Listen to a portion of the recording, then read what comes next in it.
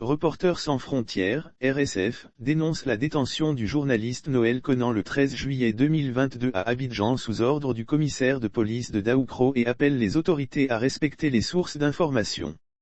Pour avoir refusé de livrer sa source, le journaliste d'investigation ivoirien Noël Conan a été mis en garde à vue le 13 juillet 2022.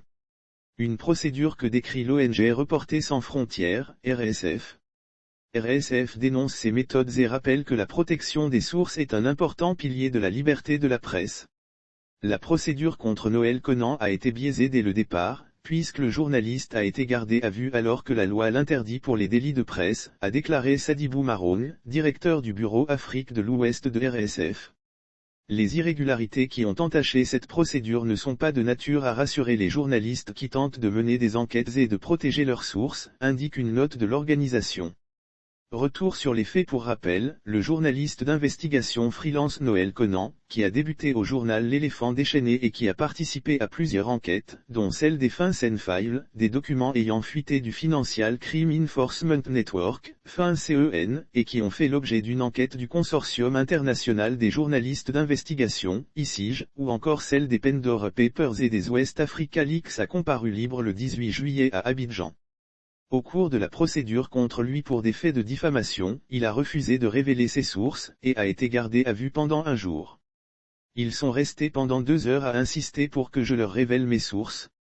Le 30 juin, au cours d'une audition à Daoukro, Noël Conan, faisant l'objet d'une plainte de la NSIA Bank pour diffamation, a refusé de révéler ses sources au commissaire de police et au chef d'agence locale de cette banque.